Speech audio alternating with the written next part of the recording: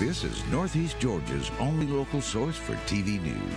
From the Grady College at the University of Georgia, this is Grady Newsource.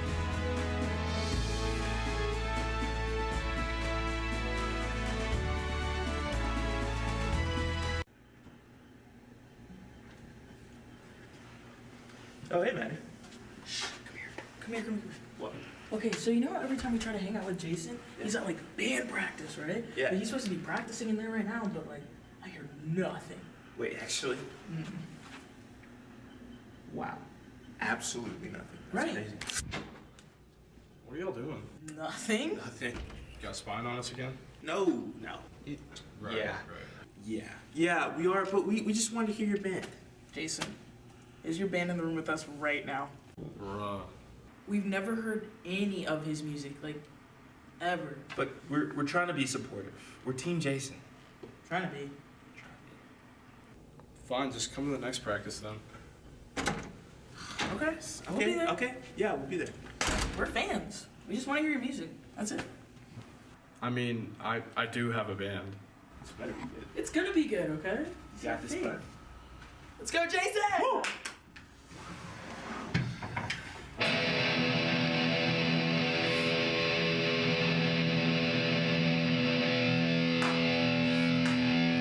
You know what? Yes! Let's go! Team Jason! The music, the artistry, the emotion, the chord progression, come on! Rock! Let's go, Jason! Never doubted you. Bro. Never doubted you. Woo! Bro, What? You know what? I'm here for it. I'm a Jason until I die, okay? I even started my own fan club. Am I the president? Duh.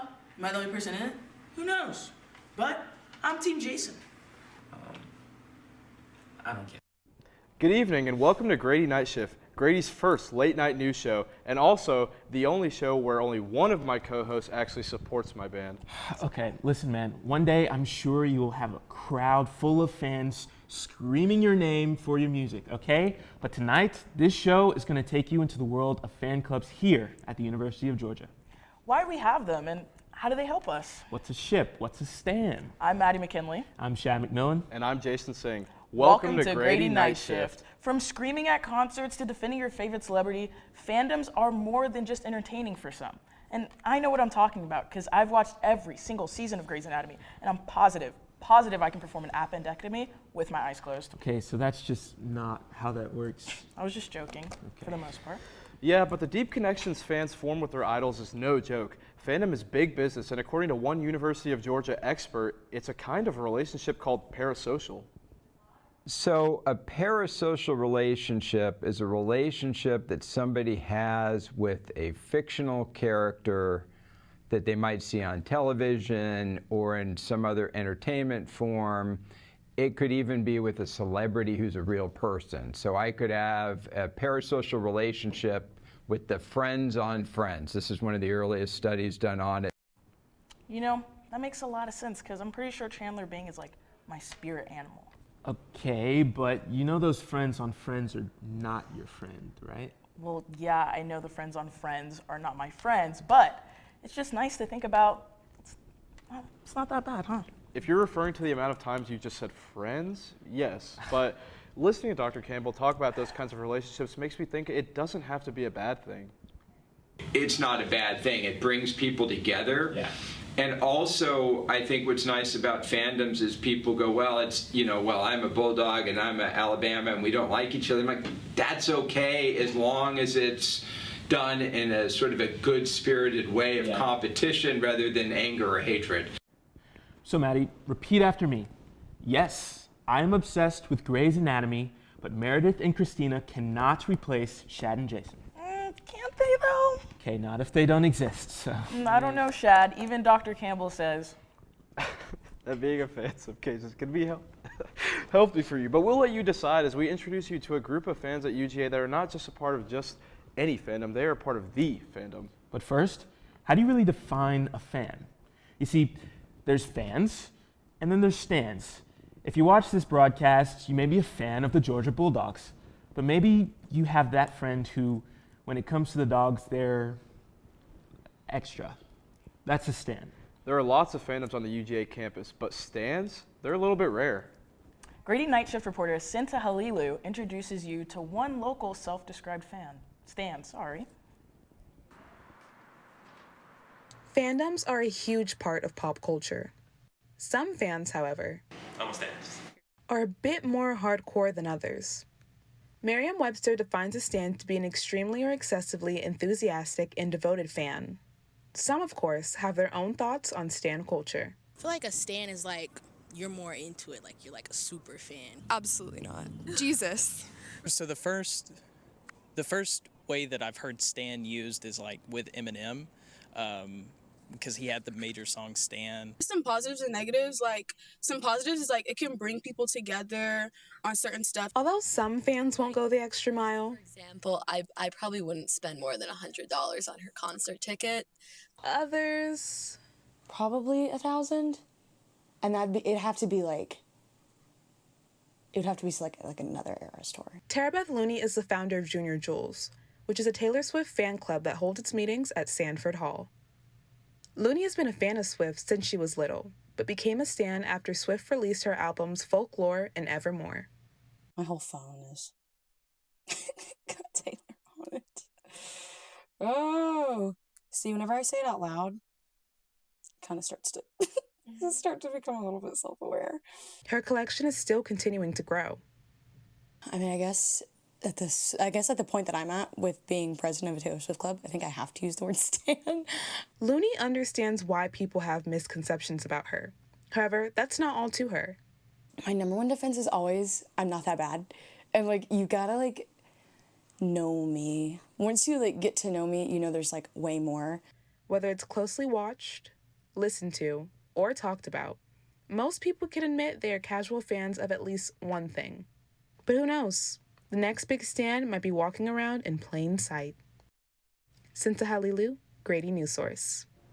Now, I'm not sure if they consider themselves fans or stans, but Shad and I spoke to a group of students on campus who are pretty major fans of this underground artist. You probably don't know who she is. Yeah, you might know this upcoming artist. Her name is Taylor Swift. Yeah, Taylor Swift.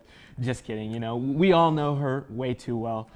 Taylor enjoyed huge success during her most recent tour, but the members of the Junior Jewels Taylor Swift Student Fan Club are not ready to calm down. Not yet. Are you ready for it? Oh, that's not. Really? Yeah.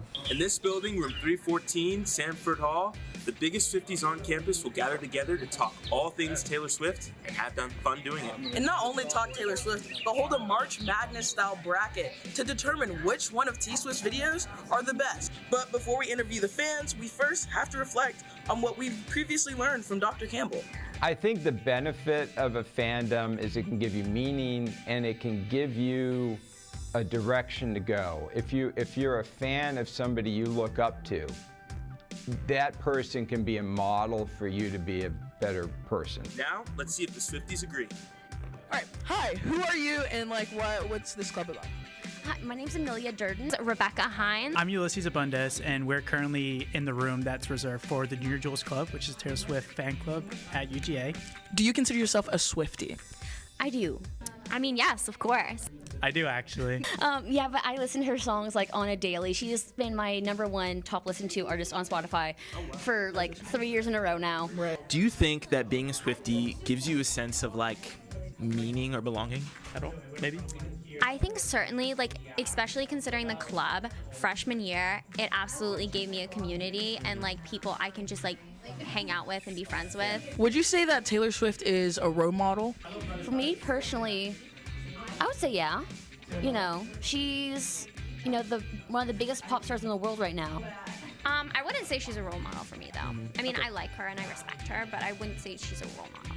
Do you think that the Swiftie fandom is becoming a little too toxic, or? It depends on who you talk to in this fandom. I guess the short answer, yes.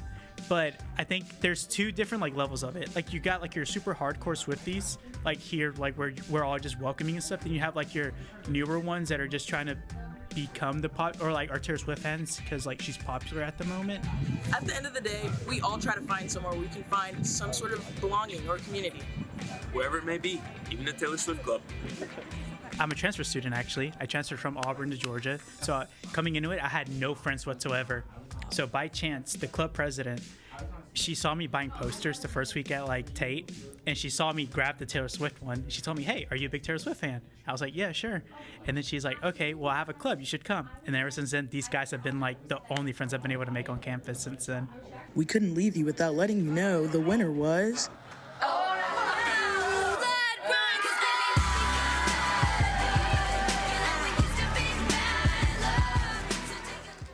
Done. Cause baby, now we got bad blood. Okay, Maddie. Hey, Maddie, hey, no. now we... Maddie. Okay. Yeah. Oh. Mm-hmm. What do you mean? That was literally the best thing like ever heard. Okay. Yeah.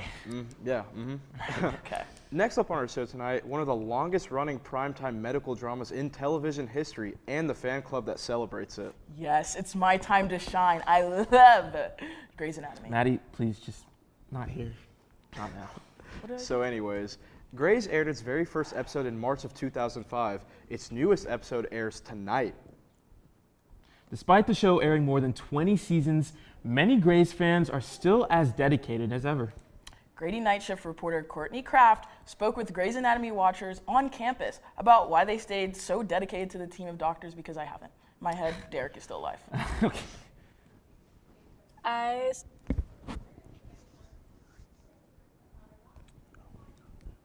Grey's Anatomy fans have proven themselves to be as loyal as ever. After sticking with the show for 21 seasons, that takes dedication. This fandom is proof. I initially started watching just because watching TV is something that I do with my mom. Like, it was something I would do every night. And so it was just something she introduced me to. Well, my sister watched it, and she's like older than me. So like when I saw her watching it, I started watching it. I originally started watching just because of recommendations from my mom. Everyone that I know like started watching with like their mom or something. The show has been passed from generation to generation, but what's keeping today's viewers hooked? There's a lot of drama, and drama's always interesting, keeps you entertained. Drama in it is entertaining to watch. The first episode, I was like, yeah, I love this show, because like you never get tired of it, and it's like you don't expect what's gonna happen. With Grey's Anatomy having over 34 series regular cast members and numerous notable guest stars, I asked fans the ultimate question: who's your all-time favorite character? Christina? Lexi. Obviously Meredith, but like Lexi, I don't know, I just feel like I related to her. I think it was just George from the start. I gotta say my favorite's Amelia Shepherd. Okay. But I low-key assumed that answer from you too. But I assumed Christina from you though. Like that's just yeah, Twisted Sister. Yes, yeah, that's what we call each other. That was our contact name for forever. With inside references like Twisted Sister, Grey's Anatomy has become a bonding experience that connects fans in a unique way. So the fans have explained their dedication to the show, but I wanted to put their knowledge to the test, so I quizzed them on all things Grey's. What was the first name of the hospital? Seattle. Wait. Seattle Grace. Seattle Grace. How did Lexi Grey die? The plane crash. Yes. Or they like ate her. The what? Plane crash. Okay. Plane crash? But she was eaten by deers or wolves. What kind of surgeon was Mark Sloan? Plastic. Plastic surgeon? Plastic. Oh yeah, that was right. What was George O'Malley's nickname? 007. 007. Oh. Like 007. Yeah. Dope. Is it 007? Okay. And lastly, who was Derek Shepherd's first wife? Addison. Addison Montgomery. Addison. Ding, ding, ding. Whether they aced the quiz or had a few intern moments, it's clear the Grey's fandom has a deep love for their show, proving that they are more than just fans, they're a community. Right. Okay, so I still don't understand why she didn't ask me. I knew every single answer to all those questions. Please, Maddie, just don't. You'll get them next time. Now, if you have any social media app, you likely follow influencers or celebrities you admire. Right. Or to watch Ellen Pompeo on Call Her Daddy this week. Either one.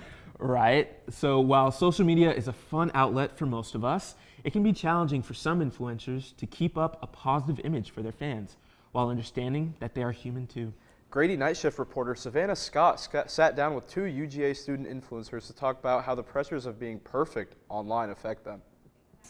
The University of Georgia is filled with thousands of students, but some of these students carry both their tripods and their backpacks through campus. My name is Hazel Oluwanifemi Tubieli.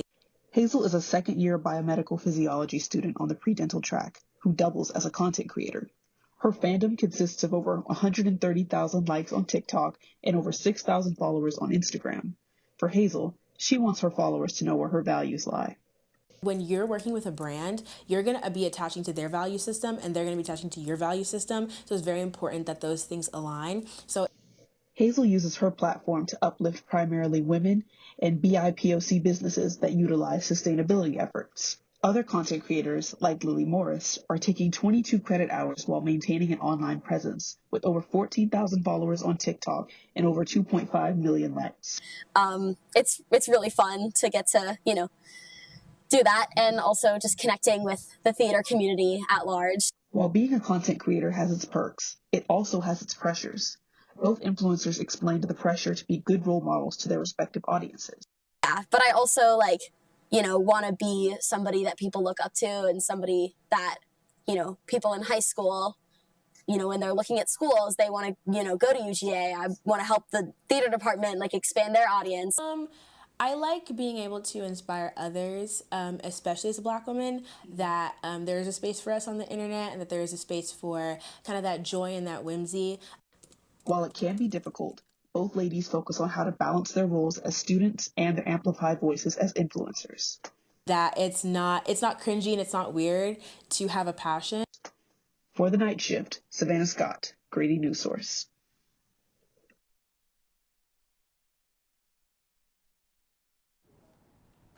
Tonight we've got a couple more big fandoms to talk about, starting with the Mouse. At UGA, this fandom is known as the Doghouse or Mouse. It meets every other Tuesday afternoon in Sanford Hall at 5:30. Our Grady Night Shift reporter, Ella Talmadge, stopped by one of these meetings to learn about their community and these fans' hottest takes.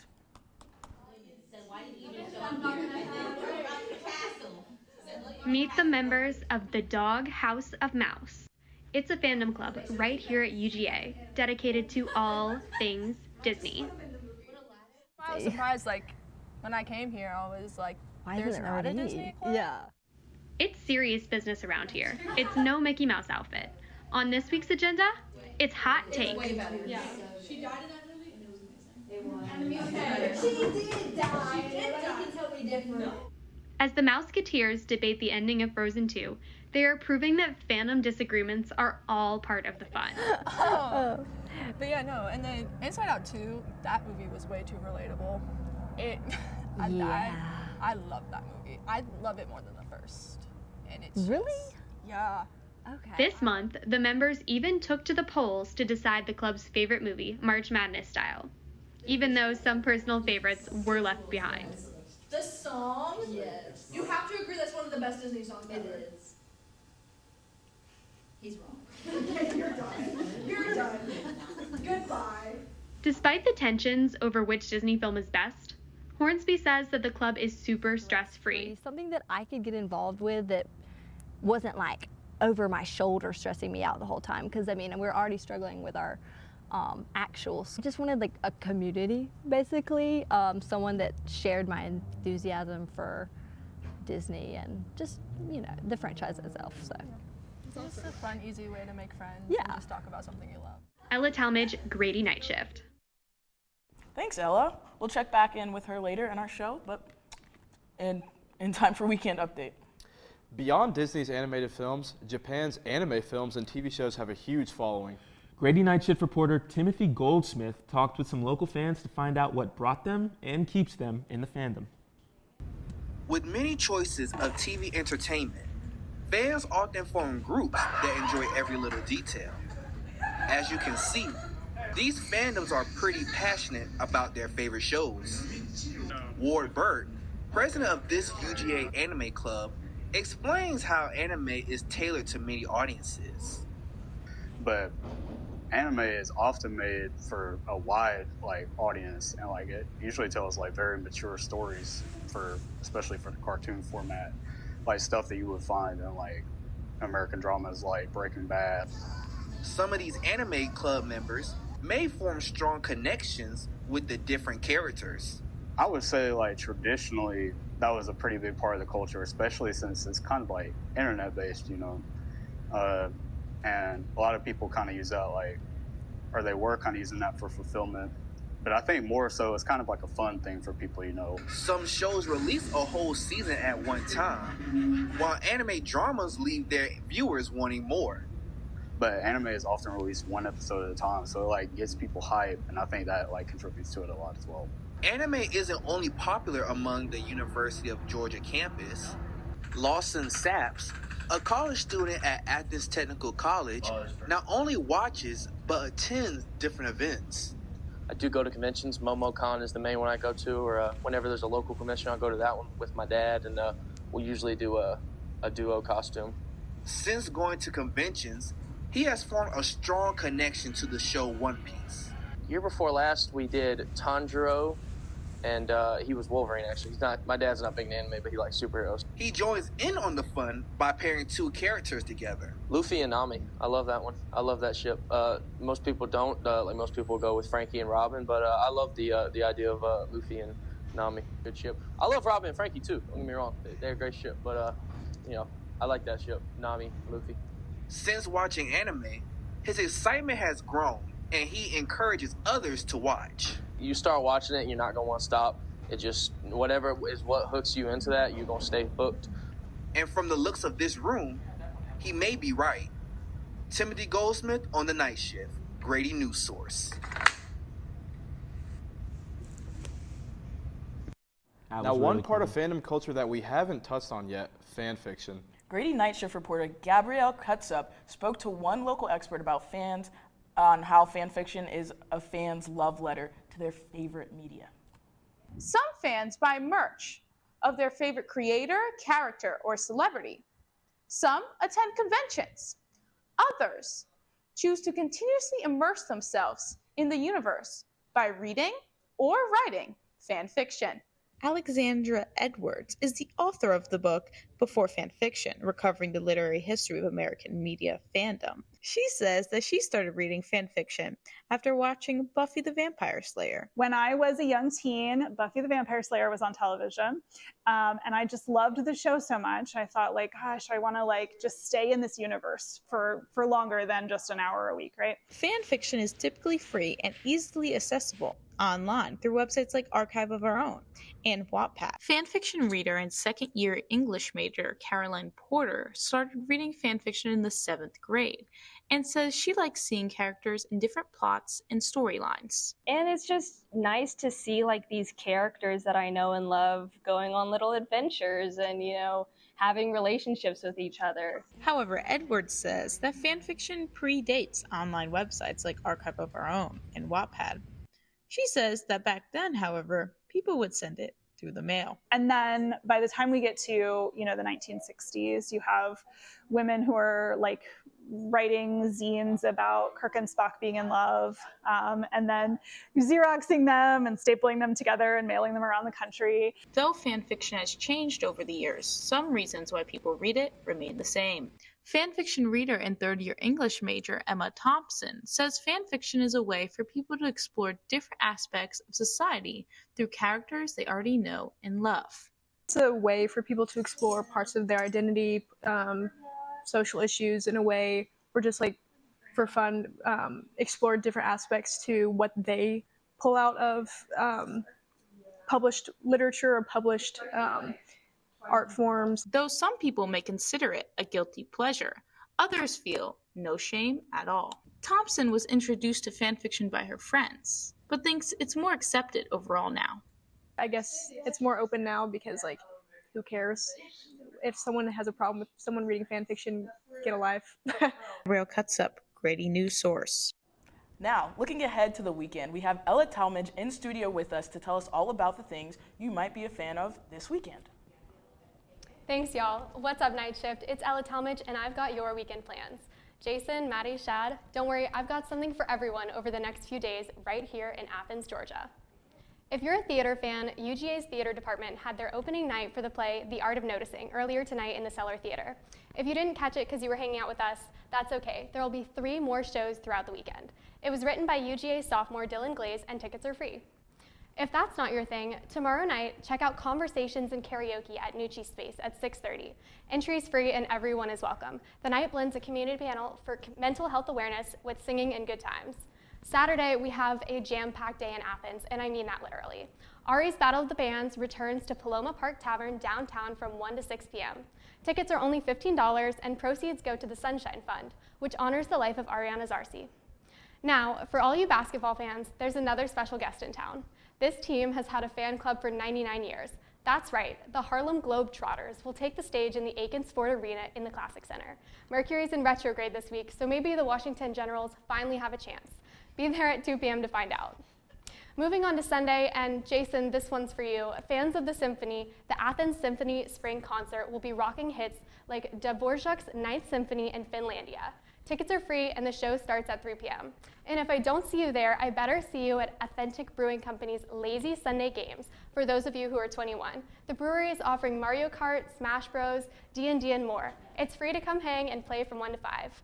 Gang, that's all I got for you, but I kind of feel like I over-delivered. See you next time for What's the Move?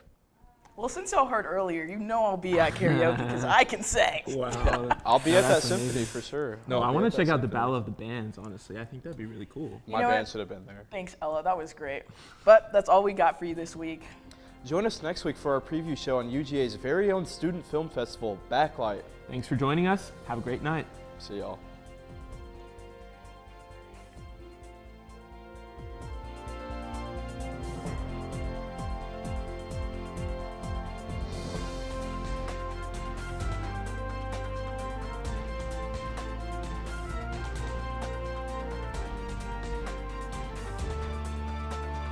When I was in foster care, I never knew when I would have to move, so I always had my suitcase ready to go. Then one day, I was adopted. My new parents opened their hearts and home to me. My parents cook my favorite breakfast for me every morning. My parents take me on trips I never thought I would go on. They gave me a home and an even better reason to use that suitcase. My parents aren't perfect, but they're perfect for me. I finally found. Hey, how you doing? Hey, Mason. Hey, Mason. Got a new house. It's looking pretty cool so far. A place that I call home. I'm teaching Louise how to cook some lasagna. It only takes a spark to make a fire start. It's done.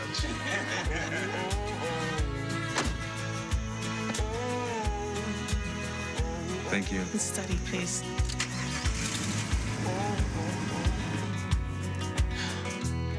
I think I finally found.